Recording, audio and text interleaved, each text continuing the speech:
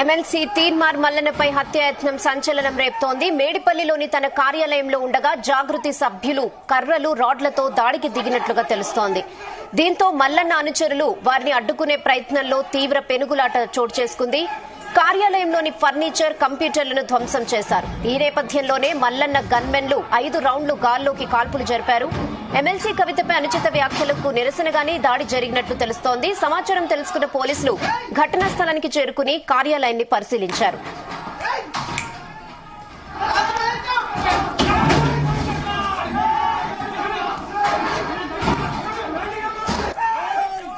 ఇదే విషయంపై మరిన్ని అప్డేట్స్ బ్యూరో చీఫ్ నరేందర్ అందిస్తారు. ఎస్ నరేందర్, ప్రెజెంట్ సిచ్యువేషన్ ఏంటి అక్కడ? రైట్ రేనా, ఎమ్మెల్సీ తీన్మార్ మల్లన్నపై అదేవిధంగా ఆయన ఆఫీస్ పై కూడా దాడి జరిగినటువంటి ఘటన మనం చూస్తున్నాం. మేడిపల్లిలో జరిగినటువంటి ఘటన పట్ల మేడిపల్లి పోలీసులు కూడా అక్కడికి చేరుకున్నారు. జాగృతికి సంబంధించినటువంటి కార్యకర్తలు ఆఫీస్ మీద ఆయనపై దాడి చేయడానికి పెద్ద ఎత్తున వచ్చారు. దాడి సమయంలో కార్యాలయంలో తీన్మార్ మల్లన్న కూడా ఉన్నాడు. ఆ సమయం చూసుకునే అటాక్ చేసినటువంటి పరిస్థితి కూడా చూసాం. వాళ్ళతో పాటు జాగృతితో పాటు కొంతమంది బీఆర్ఎస్ కార్యకర్తలు కూడా యాడ్ అయినట్టుగా కూడా తెలుస్తోంది. మల్లన్నపై దాడి చేసేందుకు ముందుగా జాగృతి కార్యకర్తలు ట్రై చేసినట్టుగా కూడా సమాచారం ఉంది. మొత్తాన్ని కొట్టే ప్రయత్నం చేశారు. ఆ సమయంలోనే గాల్లోకి 5 రౌండ్లు గన్మెన్లు గాల్పులు జరిపినట్టు కూడా చెప్పడం జరుగుతుంది. జాగృతి కార్యకర్తల దాడిలో ఆఫీస్ లో ఉన్నటువంటి ప్రస్తుతం ఫర్నిచర్ మొత్తం కూడా ధ్వంసమైంది. చాలా సామాన్లన్నీ కూడా పగిలిపోయినటువంటి పరిస్థితి, గ్లాసులన్నీ మిగిలిపోయాయి, చైర్లను కూడా పగిలిపోయినటువంటి పరిస్థితి మనం చూసాం. ఎమ్మెల్సీ కవితపై అనుచిత వ్యాఖ్యలు చేశారనేటువంటి ఉద్దేశంతో ఈ రకమైన అటాక్ చేశామని కూడా జాగృతి కార్యకర్తలు ఒప్పుకున్నటువంటి పరిస్థితి కూడా మనం చూసాం.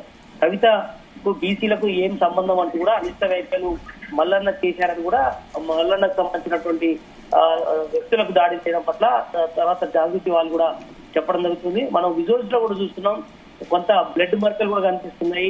అక్కడ ఉన్నటువంటి కొంతమందికి గాయాలయ్యాయి. అది బుల్లెట్ గాయాలా లేకపోతే అక్కడ గ్లాసు పాల్గొట్టే క్రమంలో చేతుల్లో పుచ్చుకోవడం వల్ల అగిరి రక్తం భారీగా గారినటువంటి పరిస్థితి కూడా మనం చూస్తున్నాం. మొత్తానికైతే తీన్మార్ మల్లన్న మీద అటాక్ చేసే క్రమంలో పెద్ద ఎత్తున అక్కడ గలాట జరిగింది, తోపులాట జరిగింది.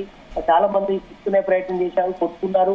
దీంతో ఒక్కసారిగా మల్లన్న కూడా ఏం చేయాలో అర్థం కాక గన్మెన్లు అక్కడ అటాక్ చేసే పరిస్థితి కూడా తయారైంది.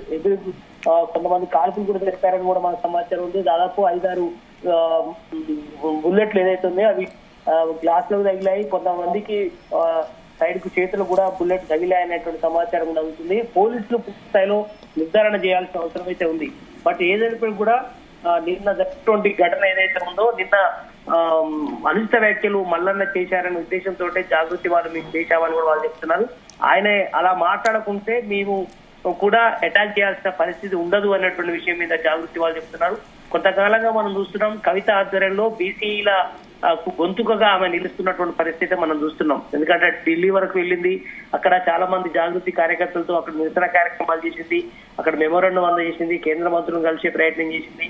బట్ అక్కడ హైదరాబాద్ లో కూడా ధర్నా చౌక్ లో కూడా కార్యక్రమాలు నిర్వహించింది. బీసీలకు రాజ్యాధికారం ఉచ్చుడు పక్క పెట్టేస్తే ముందు స్థానిక సంస్థల్లో బీసీలకు న్యాయం జరగాల్సిన అవసరం కూడా ఆమె గొంతున్నటువంటి పరిస్థితి మనం చూసాం. బట్ సంబరాలు కూడా జరుపుకుంది. ఎప్పుడైతే రేవంత్ రెడ్డి సర్కారు మొన్న 42% స్థానిక సంస్థల ఎన్నికల్లో చేసే ప్రయత్నం ముందుకు వెళ్ళిన బయటలో అదే రోజు రాత్రి సంబరాలు కూడా జరుపుకుంది. పెద్ద ఎత్తున జాగృతి కార్యకర్తలు కూడా సంబరాల్లో పాల్గొన్నారు. బట్ ఇదంతా కూడా గమనించినటువంటి తీర్మానం వల్ల నిన్న జరిగినటువంటి జైరాబాద్ లో జరిగినటువంటి కార్యక్రమంలో ఆమె పుక్కగులాలు చదువుకుంటుంది, రంగులు పోసుకుంటుంది. మరి బీసీలకు ఆమెకు ఏం సంబంధమో మాకు తెలియట్లేదు. బట్ ఆమె అగ్రవర్ణాలకు సంబంధించిన వ్యక్తి అయినప్పటికీ కూడా ఈ రకంగా ఆమె సంబరాలు చేసుకోవడం ఎంతవరకు కరెక్ట్ అంటూ కూడా చెప్తూనే ఆయన ఒక వాక్య ఏదైతే ఉందో నోటి జారడం వల్ల అనుచిత వ్యాఖ్యలు చేశారన్నటువంటి దాంతో పెద్ద ఎత్తున నిన్న సాయంత్రం నుంచి కూడా అటాక్ చేయాలన్నటువంటి ప్రయత్నం కూడా జరిగింది. బట్ రాత్రి వాళ్ళకి అనుకూలించలేదు. ఇలా ఎర్లీ మార్నింగ్ ఒక టీమ్ గా ఏర్పడి జాగృతి కార్యకర్తలందరూ కూడా ఇలా మార్నింగ్ ఆయన క్యూ న్యూస్ కార్యాలయంలో మార్నింగ్ న్యూస్ చదువుతుంటారు. అదే సమయాన్ని అదునుగా చూసుకొని కార్యకర్తలందరూ కూడా ఒక్కసారిగా క్యూ న్యూస్ కార్యాలయం దగ్గరికి వెళ్లారు. అక్కడ పెద్ద ఎత్తున మేడిపల్లి దగ్గర ఆఫీస్ దగ్గర ఫర్నిచర్ ధ్వంసం చేయడం కానీ, ఇప్పుడు మనం ఇంతకుముందు చెప్పుకున్నట్టుగా అటాక్ చేసే ప్రయత్నం చేశారు. ఆయన్ని టార్గెట్ చేసుకునే ఈ క్యూనెస్ మీద దాడి కంటే కూడా మల్లన్న మీద అటాక్ చేసేందుకే పెద్ద సంఖ్యలో అక్కడికి రావడం జరిగింది. అది గమనించినటువంటి సెక్యూరిటీ సిబ్బంది గాల్లో కాల్చడం కానీ కొంత ఎంత డిస్టర్బెన్స్ కావడం వల్ల అంత మనకు బ్లడ్ ఇంజ్యూర్ అయ్యే పరిస్థితి ఏర్పడింది. మొత్తం ఇది కొంత పరిస్థితిని సర్దుమానించేందుకు మేడిపల్లి పోలీసులు కూడా రంగంలోకి దిగారు. పెద్ద ఎత్తున ఇక్కడ పోలీసులు వచ్చారు, పలువురు అదుపులోకి తీసుకున్నారు. అదే సమయంలో క్యూనిస్ సిబ్బందికి సంబంధించిన కొంతమంది అదుపులోకి తీసుకున్నారు, వీళ్ళని కూడా అదుపులోకి తీసుకున్నారు. మొత్తానికైతే కొంత పరిస్థితి అదుపులోకి వచ్చిందనేటువంటి విషయం మీద అయితే మేడిపల్లి పోలీసులు చెప్తున్నారు. బట్ ఏదైనప్పుడు కూడా మల్లన్న అలా వ్యాఖ్యలు చేయకుండా ఉండాల్సిందే అనేటువంటి కొంత మంది చెప్తున్నప్పటికీ కూడా ఆమెకు సంబంధం లేని దాంట్లో ఎందుకు ఇలా చేస్తోంది అనేటువంటి విషయం మీద మరి బీసీ సంఘాల్లో కొంతమంది కావచ్చు, మల్లన్న అభిమానులుగా ఉన్నటువంటి వాళ్ళు కొంతమంది చెప్తున్నటువంటి మాటకి మనం చూస్తాం. బట్ ఏదైనా కూడా ప్రజెంట్ అయితే బీఆర్ఎస్ నుంచి అయితే ఇది పూర్తి స్థాయిలో ఎవరు కూడా ఇంకా ఈ ఘటన మీద రియాక్ట్ అయితే కాలేదు.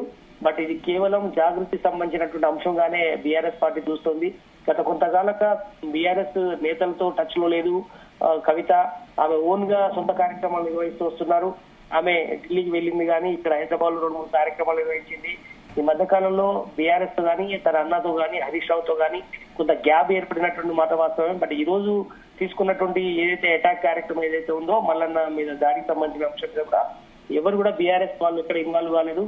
బట్ కొంతమంది జాగృతితో లింక్ ఉన్నటువంటి బీఆర్ఎస్ కార్యకర్తలు కొంతమంది అయితే ఈ అటాక్ లో పాల్గొన్నట్టుగా సమాచారం ఉంది. బట్ ఏదైనప్పుడు కూడా ఈ ఘటన పట్ల ఇంకా బీఆర్ఎస్ ముఖ్య నేతలు ఎవరైతే దీని మీద ఇంకా రియాక్ట్ కాలేదు.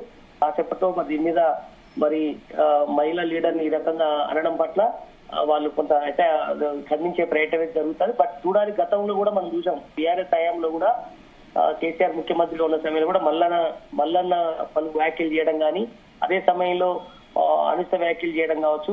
దాని తర్వాత పలు కేసులు కూడా ఈ సందర్భంలో మల్లన్న కూడా ఎదుర్కొన్నారు. కేసులు అయ్యారు, జైల్లోకి వెళ్ళాడు. తర్వాత కొంతమంది బీఆర్ఎస్ కార్యకర్తలు కూడా ఇదే కార్యాలయం దగ్గరికి వచ్చి పెద్ద ఎత్తున నిరసన చేశారు, కొట్టే ప్రయత్నం చేశారు. అప్పుడు మల్లన్న కొంత గాయాలు కూడా అయ్యాయి ఆ సమయంలో. బట్ ఏదైనప్పుడు కూడా ఆయన పలు కేసులు కూడా ఎదుర్కొన్నాడు, జైలుకి వెళ్ళి మళ్ళీ వచ్చాడు.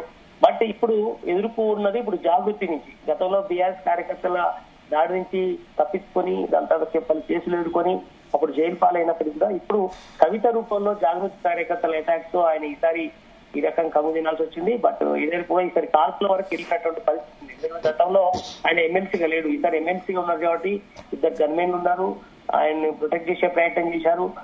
ఖచ్చితంగా ఆయనను కాపాడుకోవాల్సిన బాధ్యత గన్మెన్లకు ఉంటుంది కాబట్టి ఆయన కాపాడే ప్రయత్నంలోనే కాల్పులు జరిపారని కూడా మల్లన్నకు సంబంధించినటువంటి వ్యక్తులు చెప్తున్నారు. బట్ చూడాలి దీని మీద మరి పోలీసులు ఎటువైపు ఇంట్రాగేషన్ చేస్తారు ఏంటి. ఎందుకంటే అనిష్ట వ్యాఖ్యలు అనేది ఒకవైపు అయితే ఆఫీస్ దాకా వెళ్ళి అటాక్ చేయడం అనేది ఖచ్చితంగా అది చూస్తారు. అందులో ఆయన ప్రజాప్రతినిధిగా ఉన్నారు. అదే సమయంలో కవిత కూడా ఎమ్మెల్సీగానే ఉన్నారు. బట్ ఎమ్మెల్సీ కవిత మాత్రం అటాక్ లో లేదు. బట్ ఆమె పంపించడం వల్లనే వాళ్ళకి అటాక్ చేశారని కూడా మల్లన్నకు సంబంధించినటువంటి వ్యక్తులు చెప్తున్నారు. బీసీ లీడర్లు కొంతమంది చెప్తున్నారు. మల్లన్నను ఎదగనీయకుండా చేసేందుకే గతంలో కేసీఆర్ ఇదే రకంగా చేశాడు, కవిత కూడా ఈ రకంగా చేస్తున్నారు. అగ్రవర్ణాలు బీసీల మీద ఎప్పుడు దాడులు చేస్తూనే ఉంటారు, కనుక మీ స్కిన్ చూసుకునేది ప్రసక్తే లేదంటూ కూడా మల్లన్నకు సంబంధించినటువంటి వ్యక్తులు అయితే చెప్తున్నారు. బట్ చూడాలి దీని మీద మరి ఎట్లాంటి పరిస్థితి ముందు ఉండబోతుంది. ఎందుకంటే స్థానిక సంస్థల ఎన్నికలు కూడా రాబోతున్న నేపథ్యంలో ఇది మరింత వేడి పుట్టించే అవకాశం అయితే మనకు కనిపిస్తోంది. Okay Narender, thanks for the updates.